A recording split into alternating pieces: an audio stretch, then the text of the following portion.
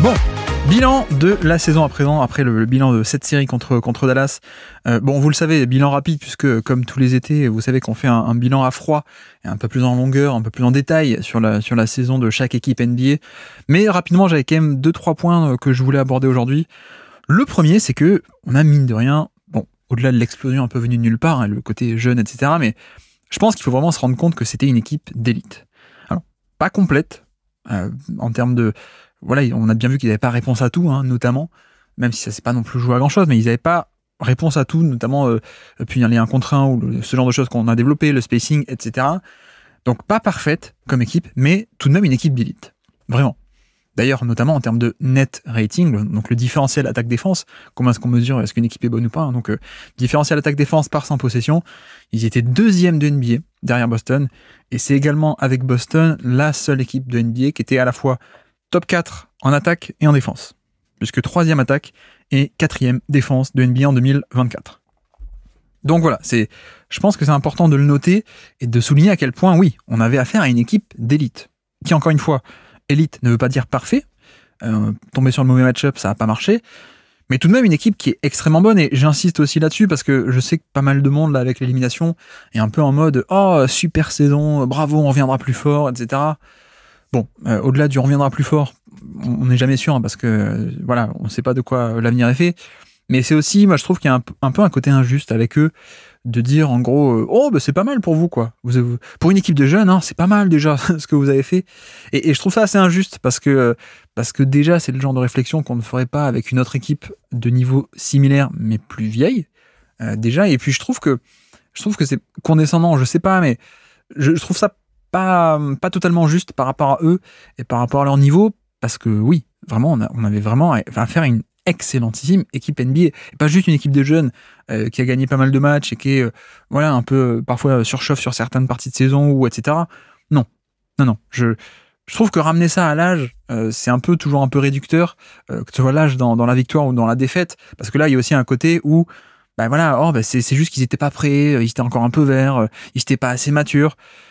Là-dessus, je trouve que c'est injuste de dire ça, parce que c'est les mêmes qui ont perdu, c'est ceux aussi qui ont gagné les matchs dans la série, c'est ceux qui ont fait que l'équipe était première de la saison régulière, qui ont fait que donc 2e net rating de toute la NBA, qui ont fait d'ailleurs même au sein des matchs les runs de 20 ou 30 points là. Enfin bref, c'est les mêmes joueurs quoi. Et comme dit aussi, c'est pas du tout pour des raisons de jeunesse, c'est des raisons tactiques qui sont derrière l'échec. Donc je trouve ça toujours un peu dommage, ce biais qu'on a de ramener ça à l'âge et à la jeunesse, ce biais de jeunesse, parce que c'est pas le cas, quoi. Oui, c'était une équipe d'élite, et oui, il y a des vraies raisons un peu tactiques derrière cet échec, qu'on a développé pendant pas mal de temps, là, en première partie du podcast. Mais c'est pas une question d'inexpérience, c'est pas une question de, ah bah tiens, lui, il était trop timide. Non. Le manque de spacing, le manque de jeu de post-up, le manque de... non, ça, c'est des raisons tactiques, quoi, c'est pas de l'âge.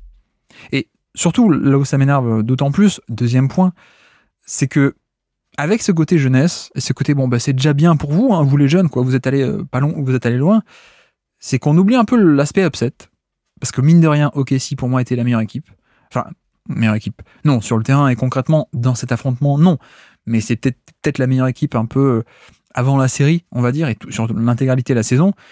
Donc, faut pas non plus qu'on oublie un peu ce côté upset, et surtout, je pense qu'il ne faut pas que ça cache non plus à quel point est-ce que pour moi le front office s'est peut-être un peu planté sur cette saison. Parce que voilà, quand on évoque un peu cet aspect jeunesse et ils reviendront l'an prochain avec 1 an de plus ou 2 ans de plus dans 2 ans, etc. Ils seront plus vieux, plus matures, et là ils y arriveront. Non, je pense que faut pas occulter le fait que pour moi le front office est un peu planté, dans le sens où, je l'ai un peu tweeté, hein, donc vous avez peut-être déjà vu passer le tweet, excusez-moi si je me répète du coup, mais il y a un peu cet aspect pour moi où on avait affaire à une vraie équipe d'élite et que le front office n'a pas tout fait pour optimiser cette chance-là. C'est un peu ce que je trouve dommage, parce que quand tu as une vraie chance de titre comme là, c'était possible avec OKC, pour moi tu dois tout faire pour à chaque fois l'optimiser. Et donc pourquoi est-ce que je dis ça, c'est que pour moi, c'était pas juste une petite équipe de jeunes un peu sympathique qui passe un tour de play-off et puis voilà quoi. Non. Ce OKC, et c'est pour ça que j'ai insisté sur l'aspect équipe d'élite, pour moi, ce OKC était une vraie équipe d'élite qui avait de vraies chances d'aller très très loin en play-off. Et donc c'est pour ça que cet aspect jeunesse, il faut pas qu'on se cache derrière et dire bon ben voilà, c'est juste que ils étaient inexpérimentés et donc c'est ça qui explique la défaite. Non. Pour moi, il y avait une vraie chance et il faut pas que ça occulte le fait que le front office s'est un peu planté à ne pas complètement optimiser et renforcer cette équipe d'OKC. Et je pense notamment à durant la saison. Et je sais que quand je dis ça aujourd'hui, notamment le fait que voilà, le trade de Hayward qui a été un échec total, et pas que Hayward, hein, pas que le trade qu'ils ont fait, mais les trades qu'ils n'ont pas fait aussi, pour moi c'est un énorme échec. Ça peut totalement paraître de réaction a posteriori, ils ont perdu donc il faut qu'on rationalise et qu'on cherche une raison. Pour le coup, je pense que je peux un peu me défendre de ça parce que je l'ai évoqué en avril quand on a fait avec Alex de Trash Talk, on a fait nos trophées du Basket Lab de fin de saison. Et dans les trophées du Basket Lab, on a meilleur et pire trade de la saison, ou alors les trades qui auraient dû se faire. Et dans les deux catégories, le pire trade de la saison, j'avais mis Gordon Hayward. Et dans les trades qui auraient dû se faire, j'ai mis OKC et tous les trades qui ne l'ont pas fait. Parce que oui, pour moi, il y a une vraie occasion manquée ici. C'est-à-dire que tu as une vraie équipe d'élite, je répète encore et encore, mais qui a aussi des imperfections, et qui avait aussi des manques de profondeur, des manques de spacing, des manques de polyvalence peut-être, polyvalence offensive, et qui en effet, ils sont allés chercher le bon profil, mais avec un mec qui a 3, 4, 5 ans de trop, et qui est surtout trop blessé en plus. Parce que, oui, sur le profil théorique, Hayward, c'est exactement ce qu'il faut, c'est-à-dire un ailier polyvalent, qui peut shooter, qui peut driver, qui peut attaquer les close-out, qui peut créer un peu, qui a du passing en mouvement, qui a de la défense aussi, défense intelligente, à défaut de élite sur le ballon, mais un peu intelligent off-ball, etc., etc. C'est le profil parfait, c'est juste que c'est pas le bon joueur. C'est juste que voilà, il commence à être vieux, et en plus avec les blessures surtout, il n'y a plus rien, il n'y a plus de jus. D'ailleurs, on a vu qu'il n'a pas du tout joué, je crois, sur la fin de série, sur les 2 derniers matchs. Il n'a pas du tout joué. Donc, pour moi, je comprends hein, qu'on fasse ce procès de oui, mais là, c'est facile à dire a posteriori. Bon, allez écouter le podcast qu'on a fait en avril. Je l'évoque déjà et on l'a évoqué depuis longtemps. Pour moi, c'est un peu une vraie déception parce qu'en fait, surtout, pourquoi est-ce que je dis ça ? C'est pas que OKC n'a pas inventé un truc sorti de nulle part. C'est qu'en fait, OKC, avec leur équipe d'élite qui était imparfaite mais qu'ils auraient pu améliorer, ils ne l'ont pas améliorée et surtout, ils ont grillé une cartouche pour rien. Et quelle est cette cartouche ? C'était le contrat de Davis Bertans. Voilà. L'été dernier, ils avaient récupéré le contrat de Davis Bertans, qu'ils avaient récupéré sur un salary dump, hein, clairement. Et donc voilà, Bertans, c'était 17 millions l'année. Il a commencé l'année à OKC. C'est, en termes de contrat, c'est quelqu'un qui avait un contrat de taille moyenne, de taille assez importante, c'est pas un contrat minimum. Hein. Et donc c'est quelqu'un qui, avec ce contrat-là, dans le jeu des trades où tu es un peu obligé d'envoyer quelque chose pour absorber quelque chose de taille à peu près égale, dans le jeu des trades, Bertans, c'était le contrat parfait. Tu mettais ce contrat-là à 17 millions plus des pics, tu pouvais aller chercher un top joueur. Enfin, en tout cas, un joueur qui est payé a priori autour des 17 millions l'année, et donc a priori, un joueur qui est de bon niveau. Quand tu es payé 17 millions l'année, à part exception, voilà, c'était un peu l'idée, c'est qu'il y avait moyen d'aller chercher une superbe pièce à rajouter en plus à cet effectif, et ça n'a pas été le cas. Ça n'a pas été le cas, et pire, ça a été fait, ils ont grillé cette cartouche sur Hayward, et je regrette un peu, parce que, pourquoi est-ce qu'ils l'ont fait sur Hayward ? Parce que ça coûte pas cher. Donc, c'est là-dessus où moi je suis un peu énervé, et je suis très frustré qu'OKC n'ait rien fait. Parce que, comme dit, certains vont peut-être se cacher derrière l'idée de, ils ont perdu parce qu'ils ont jeunes, ou alors, non mais on a le temps. Et oui, peut-être que tu auras le temps, mais en fait, tu as tellement d'atouts en termes de tour de draft, et donc là, en plus, le contrat de Bertans, que tu avais les moyens de te renforcer à court terme, sans forcément griller ton futur. C'est ça aussi, en fait, pour moi, le point central, c'est que c'est pas comme si, t'avais une carte à jouer, tu la jouais maintenant, et ensuite c'était fini pour après, et donc tu as préféré la garder pour après. Non. Tu as une quantité d'assets futurs qui est astronomique en termes de tour de draft, notamment, et donc tu aurais largement pu avoir un bien meilleur atout cette année et garder tout de même plein d'atouts pour le futur.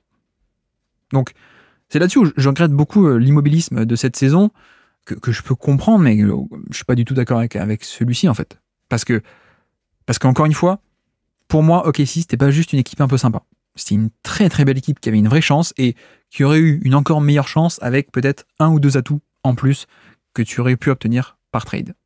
Vraiment. Donc c'est là-dessus où je suis très frustré parce qu'ils sont allés chercher Hayward. Pourquoi ? Parce que voilà, location pour 6 mois, Hayward fin de contrat. Donc effectivement, il n'a pas coûté cher du tout. Mais c'est un échec pour moi. C'est un échec total parce que tu avais une cartouche à utiliser et tu l'as grillé sur un joueur qui n'a pas joué. Qui n'a pas joué quand ça a compté, en fait. Et c'est dommage. C'est vraiment dommage parce que, comme dit, cette équipe d'OKC, pour moi, elle était pas loin. Elle était déjà élite, mais elle était pas loin d'être à ce point forte.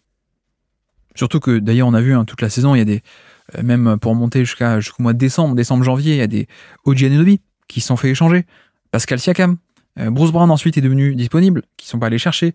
Royce O'Neal, on a vu qu'il était disponible côté Brooklyn. Dorian Finney-Smith aussi. Pourquoi pas un Michael Bridges, même si, bon, une situation un peu compliquée, mais et même sans aller sur ce genre de gros noms. Et d'ailleurs, on peut rajouter Mark Cannon aussi dans les gros noms qui ne sont pas allés chercher.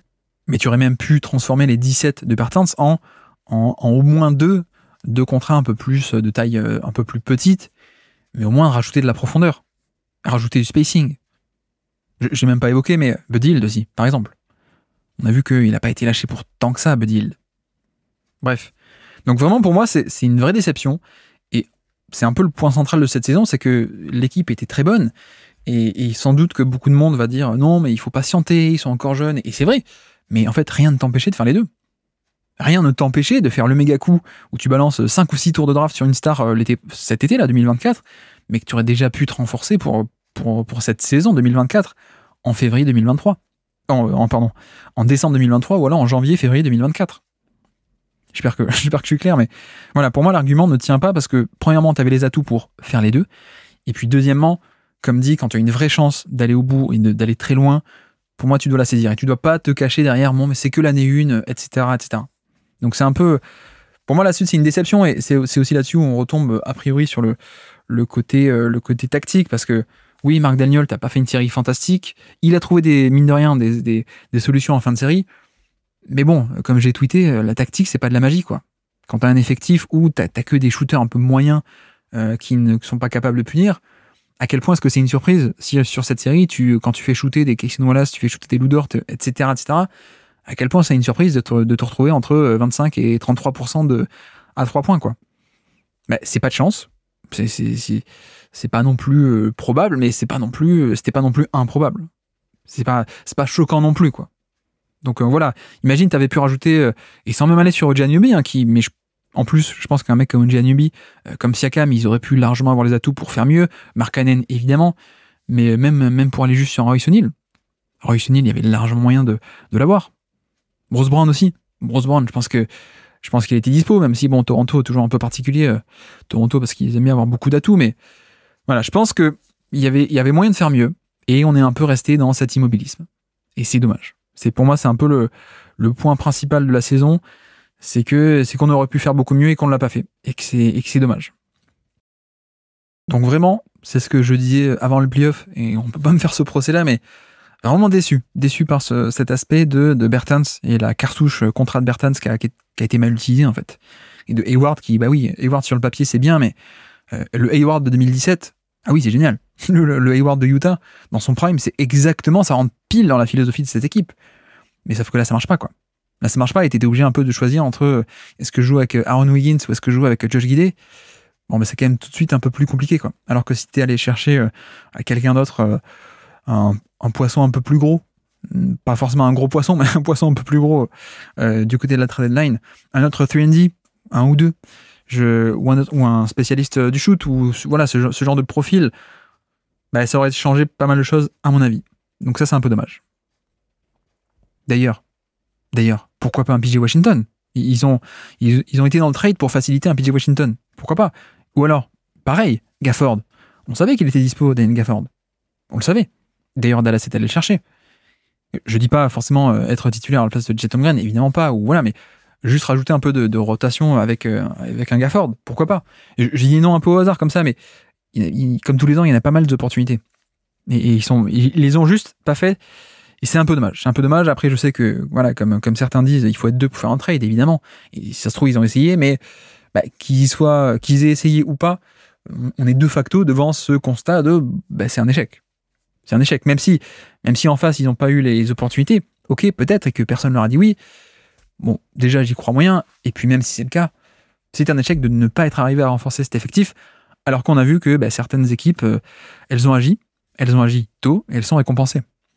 Les Pacers sont en finale de conférence, ils ont fait le move un peu all-in de Siakam. Les Knicks, ils se sont fait battre, mais ils auraient dû être en finale NBA, eux, que cette année, je pense. Mais ils ont été blessés. Voilà, Anunoby, ça a été un all-in et un choix risqué, mais payant. Dallas aussi, évidemment. Dallas, ils ont fait des trades et ils ont été récompensés. Donc voilà, c'est un peu dommage là-dessus, et je voulais un peu insister là-dessus, parce que c'est la grosse déception de mon côté.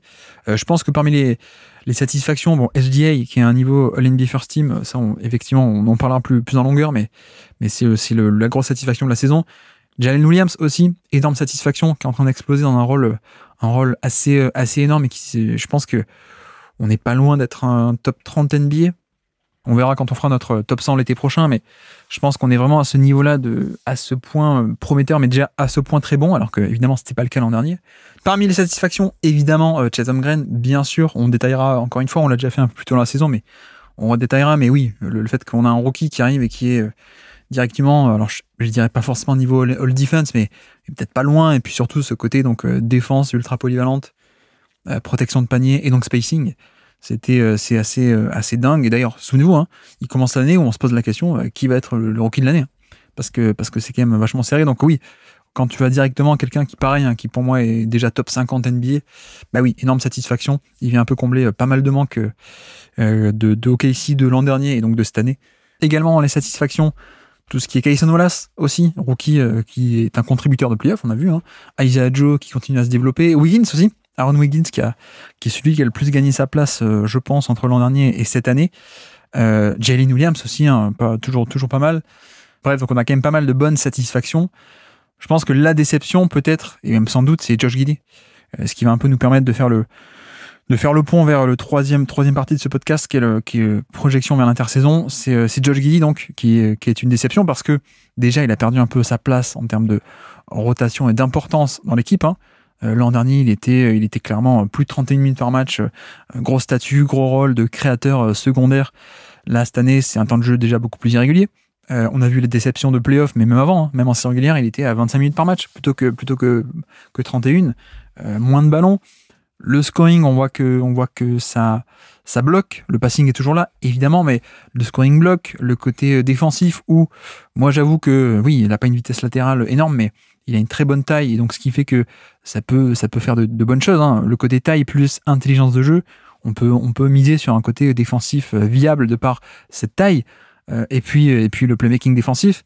Bon, pour l'instant, on n'a pas ça du tout. Je pense qu'on est clairement sur un négatif défensivement, même si, comme dit, moi je pense que il y a un défenseur correct, voire même positif, un peu positif, quelque part chez lui, mais pour l'instant on l'a pas trop.